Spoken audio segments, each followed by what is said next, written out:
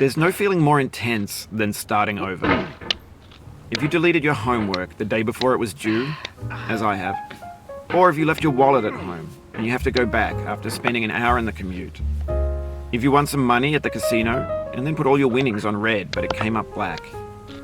If you got your best shirt dry cleaned before a wedding and then immediately dropped food on it. If you won an argument with a friend and then later discovered that they just returned to their original view. Starting over is harder than starting up. If you're not ready for that, like if you've already had a bad day, then what you're about to go through might be too much. Feel free to go away and come back. I'll be here. Alright, thanks for coming with me on this trip. I'll understand if you have to take a break at any point. Just find a safe place to stop and quit the game. Don't worry, I'll save your progress, always. Even your mistakes. This game is a homage to a free game that came out in 2002, titled Sexy Hiking. The author of that game was Jazuo, a mysterious Czech designer who was known at the time as the father of B games. And B games are rough assemblages of found objects. Designers slap them together very quickly and freely, and they're often too rough and unfriendly to gain much of a following. They're built more for the joy of building them than as polished products. In a certain way, Sexy Hiking is the perfect embodiment of a B game. It's built almost entirely out of found and recycled parts, and it's one of the most unusual and unfriendly games of its time. In it, your task is simply to drag yourself up a mountain with a hammer.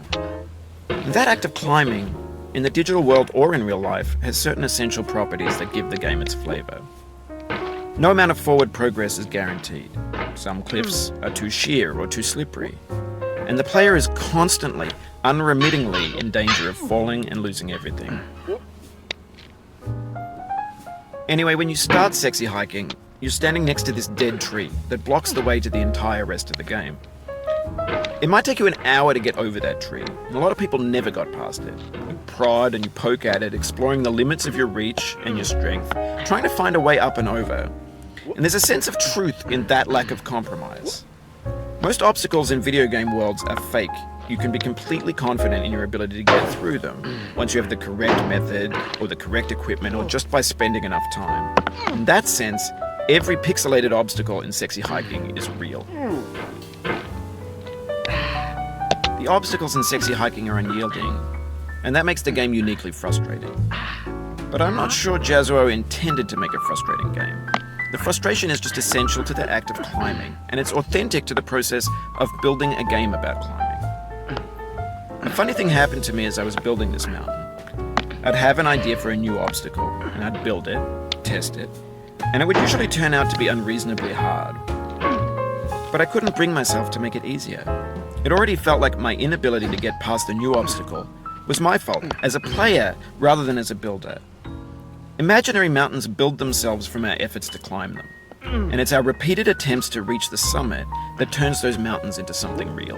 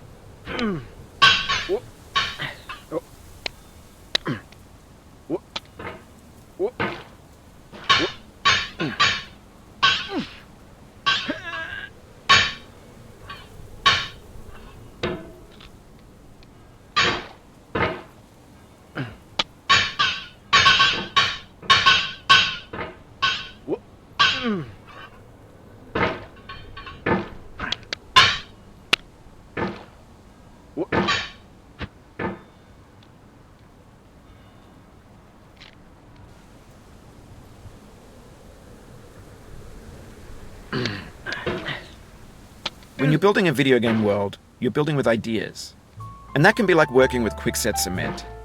You mold your ideas into a certain shape that can be played with, and in the process of playing with them, they begin to harden and set until they're immutable, like rock.